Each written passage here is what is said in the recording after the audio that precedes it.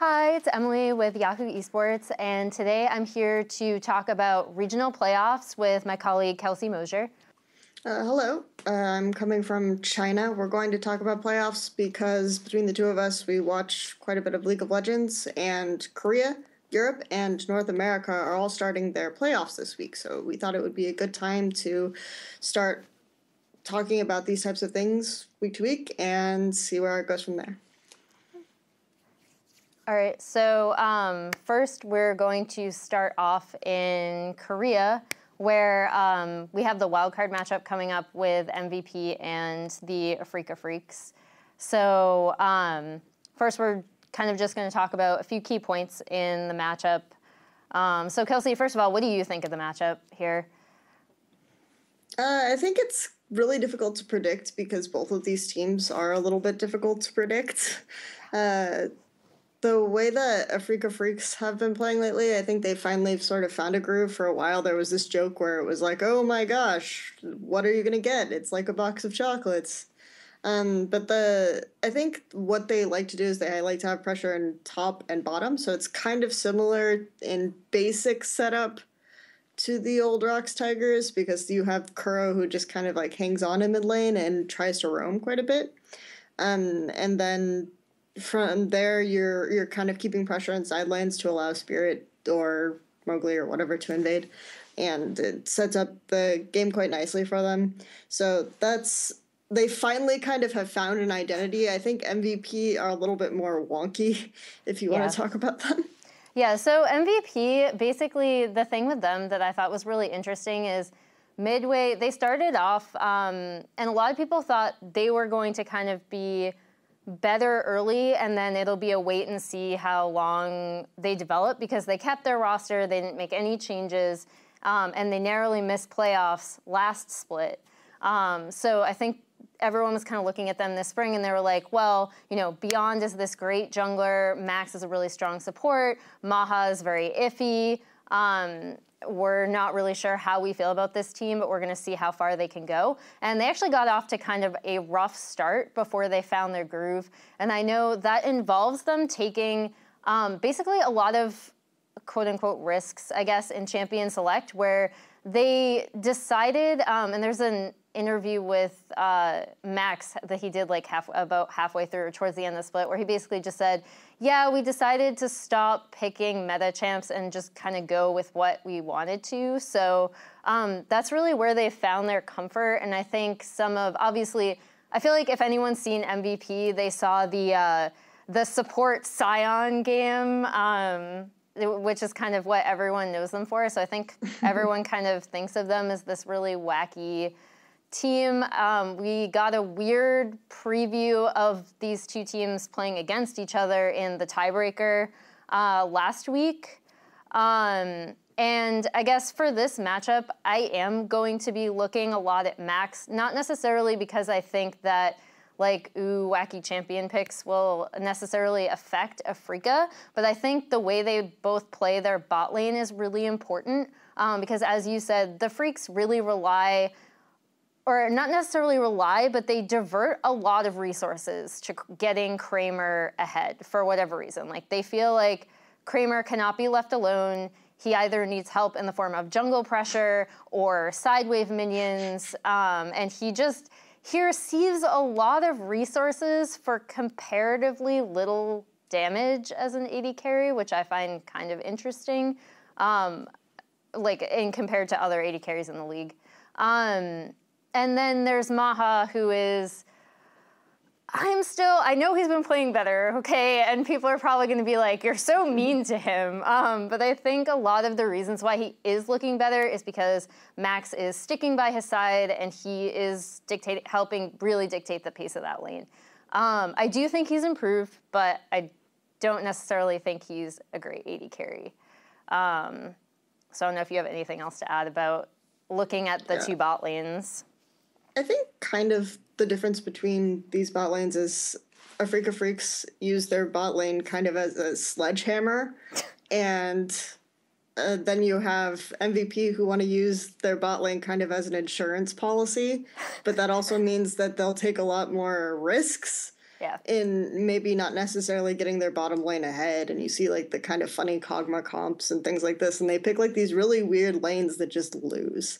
And I think that this is a big problem actually in this matchup for MVP against the Freaks because of how much attention they'll put on their bottom lane, and Kramer might not be like the best AD carry for as much attention they give him, but he creates a pretty good path for them. Like him and Tucson create a pretty good path around bot, like a lot of good dragon control. And once you take that first tower, you can rotate your duo lane pretty well and snowball the game sort of effectively. And I think that's part of what happened to them in the preview matchup. So for me, it's really difficult to predict that MVP will win this. Yeah, I mean, it's one of those things where I actually did pick the Freaks to win this matchup. If you come and tell me on Saturday, oh, like obviously I'm going to be watching it, but say I didn't, oh, MVP won, I would not be like shocked. I wouldn't be like, what? Like that's crazy, because I can see either of these teams winning. They can both be inconsistent at times. They can both take really weird risks at times that I don't necessarily agree with, either in drafting. Like I've also seen Afreeca kind of throw some weird comps at the wall. Most famously, the one that always comes to my attention is the Mundo Lulu comp, where they picked 3 losing lanes, and it was bad. It was also against SKT, so take what you will from that, because obviously SKT are going to punish that. But at the same time, I agree with what you say about the bot lane. I also think that the Freaks have kind of... they have stronger players to fall back on, whereas I do think MVP's players are still a bit younger and still a bit less consistent. Especially when we look at the mid lane, I think Kuro, even though they obviously don't give him very many resources, he can hold mid very well. That's kind of a weird, underrated thing. I think he actually, he receives the second to last amount of his team's gold of all starting mids. But he still manages to control mid fairly well, so aside from a few games. Yeah, a few Kuro games. So they're... he has though. For me, that's like, it's a little unfortunate because I do feel like the way you kind of go at this team is you pin Kuro down a little bit, and it's a little... I think it's difficult for them with Beyond and Ian, but I really like Beyond and some of his instincts, but the problem with Beyond is I feel like he's like key to the risk-taking factor of MVP, where he'll just like kind of go for something and he'll give up gold or something in exchange, and it doesn't always pan out for them. So, or he doesn't always seem aware of what the enemy jungler is going to do in response and things like this. So I think that that's a little bit difficult when you have a jungler like Spirit who's kind of ruthless in his pursuit of his own strength. Yeah, so he'll farm up really hard, and if you get an early skirmish that involves like the jungler versus the jungler and then maybe one top lane, maybe 2 other players, it usually will go in Afreeca Freecs' favor with this kind of approach to the game. So I think that that's a bit of an issue because junglers are often involved in the early skirmishes. So Beyond style to me doesn't necessarily suit the current meta as well. So that's another point where I see Freaks winning. Excuse me. What do you think of Marin? Because this is one of my favorite topics, as everyone knows. And I am a well-known Marin hater, et cetera, et cetera. I don't actually hate Marin. Why do you hate Marin, Kelsey? I think, if you ask me who the better top laner is, Ed or AD, it's supposed to be Ed, so I'll call him Ed, or Marin. I think that Marin is better in terms of like a 1v1. I think that Marin wants a lot of attention, and I think previously that was something that was kind of harming the Freaks in terms of where they wanted, because they wanted to give all this gold to Kramer, but then they also want to make sure that Marin gets ahead really early, because if Marin does have a lead, he usually follows through on it, right? Like, he's usually very reliable to carry if he gets that early jungle attention. So I mean, in the 1v1, I give the edge to Marin also just because I think that Spirit is more likely to pressure topside than Beyond, who we've seen, like, I mean, even in the last matchup between these two teams, we saw Beyond trying some weird things mid lane where it just really seemed like he and Ian were kind of on different pages, and Ian would go in and then Beyond would be coming in, but he'd be too late.